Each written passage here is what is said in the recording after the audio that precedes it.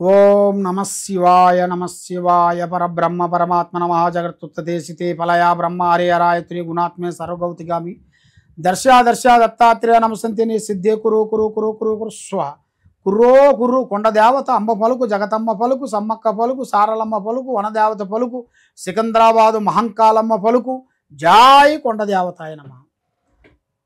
ప్రజలందరికీ నమస్కారము. 2025 శ్రీ విశ్వవసునామ సంవత్సరము మే మాసం మీనరాశి ఫలితాలు. మరి ఈ మీనరాశిలో ఉండవలసిన వాళ్ళకి పూర్వభద్రా నక్షత్రము 1, 2, 3, 4 పాదములు అనగా ఉత్తరాపాద నక్షత్రము 1, 2, 3, 4 పాదములు అనగా రేవతి నక్షత్రము 1, 2, 3, 4 పాదములు అనగా కలిస్తేనే మీనరాశి ఫలితాలు. ఈ మీనరాశిలో అదృష్టము 5, ఖర్చు 5. అంతే, ఎంత సంపాదిస్తాడో అంతవరకే నిలబడుతుంది. ఆ సంపాదన అనేది దానికి ఖర్చు అయిపోతుంటుంది, దానికి సెలవు అయిపోతుంటుంది. మరి ఏ కార్యక్రమం చేసినా ఏ పని చేసినా కూడా మనసు శాంతి ఉండకోకుండా మనసు ఒక దుక్కున పని ఒక దుక్కున కనబడుతుంటుంది. కాబట్టి మీరు చేసే పనిలో కొన్ని జాగ్రత్తలు పడాలి. కాబట్టి కొన్ని అశ్రద్ధలు పాటించారనుకోండి మళ్ళా మొదటికి అయిపోతుంటుంది. అప్పుడు చెడం చిత్తం చెడం మాయ అన్నాడు. కాబట్టి మీరు ఏ కార్యక్రమం చేయాలనుకుంటారో ఏ పని అనుకుంటున్నారో ఆ పని గురించి కొన్ని చర్యలు తీసుకొని కొన్ని జాగ్రత్తలు తీసుకునేటికైతే మీ కుటుంబానికి మీకు అన్ని విధానాలుగా మంచి జరుగుతుంది.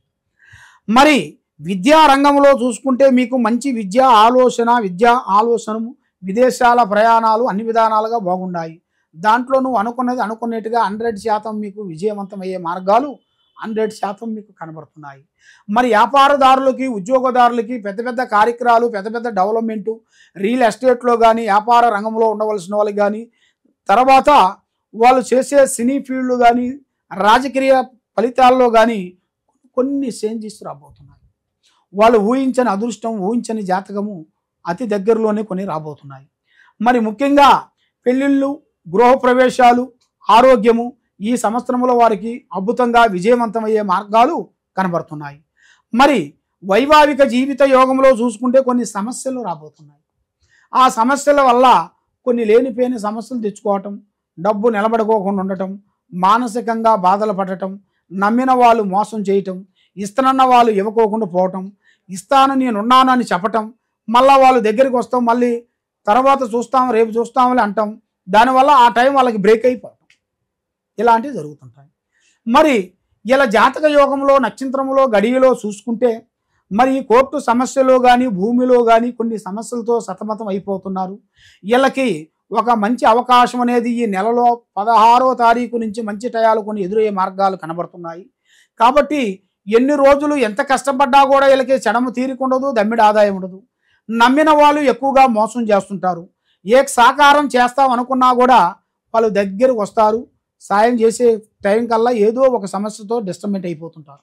ఆ డిస్టర్బెంట్ అయిపోయిన కాడి నుంచి మైండ్ మెమొరీ శక్తి బుర్ర ఆలోచన వాళ్ళకి కుదురుగా ఉండకోకుండా ఉండటం, లక్ష్మిని చేతిలో నిలబడుకోకుండా ఉండటం, అనుకున్న పని వీళ్ళకి సక్సెస్ కాకుండా ఉండటం, గ్రహాలు వీళ్ళ మీద కొన్ని ఎదురు కావటం, వీళ్ళ మీద ఎవరో గిట్టని మానవులు శాతబడి చేయటం, ఎవరో గిట్టని మానవులు కొన్ని అష్టదిగ్బంధనలు కొన్ని చేయటం, ఇలాంటి ఇలా భార్యాభర్తలకు ఇద్దరి మధ్యలో కొంచెం ఓడవలేక వాళ్ళిద్దరి మధ్యలో దిష్టి చూపు రావటం. చూపు అంటే చూపులో ప్రేమ చూపు, చూపులో విశ్వసూపు, చూపులో దొంగ చూపు, చూపులో కామసూపు అలాంటిది ఉంటాయి.